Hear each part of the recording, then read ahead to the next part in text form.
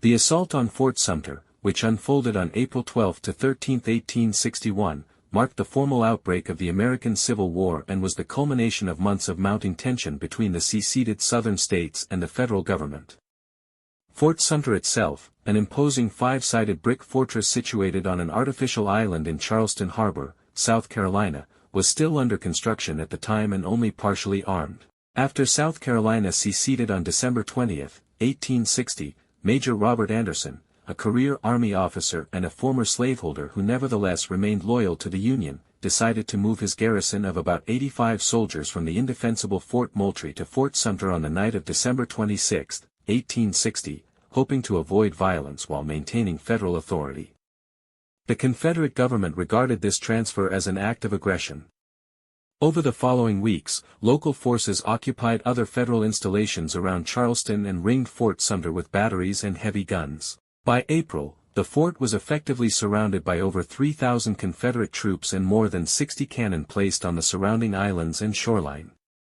President Abraham Lincoln, inaugurated in March 1861, faced a critical dilemma. He had pledged to preserve the Union but wished to avoid provoking war. His plan to send an unarmed resupply expedition was an attempt to maintain federal property and provisions without appearing to escalate hostilities. However, Confederate authorities viewed any resupply effort as intolerable. On April 11, Confederate General P.G.T. Beauregard, who had once been Major Anderson's artillery student at West Point, sent envoys to demand the fort's surrender. Anderson courteously refused, though he hinted that his supplies would last only a few days longer. Determined to prevent Union reinforcement, Beauregard ordered the bombardment to begin early the next morning. At 4:30 a.m. on April 12, a single mortar round exploded over the fort as a signal, and Confederate batteries across the harbor erupted in coordinated fire. For 34 straight hours, shells and heated shot rained down on Fort Sumter, igniting fires and battering the walls.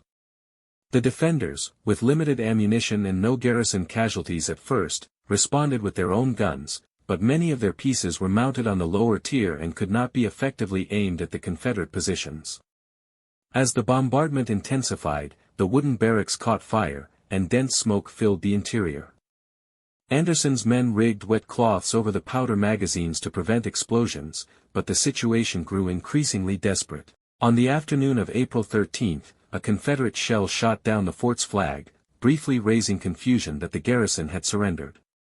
Major Anderson ordered the colors raised again on a makeshift pole, but soon afterward accepted Beauregard's offer to evacuate under honorable terms rather than continue a futile defense. On April 14, Anderson and his men held a formal ceremony to lower the United States flag, saluting it with 50 guns.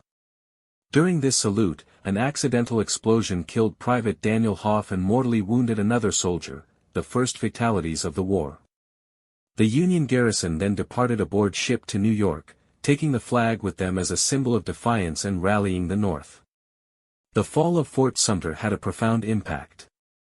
The attack unified much of the Northern public behind Lincoln, who on April 15 called for 75,000 volunteers to suppress the rebellion. In response, Virginia, North Carolina, Tennessee, and Arkansas, which had hesitated to secede, now joined the Confederacy, swelling its ranks to 11 states. Fort Sumter instantly became an icon of Southern defiance and Northern resolve, transforming a long political standoff into an open, bloody conflict that would last 4 years and claim more than 600,000 lives.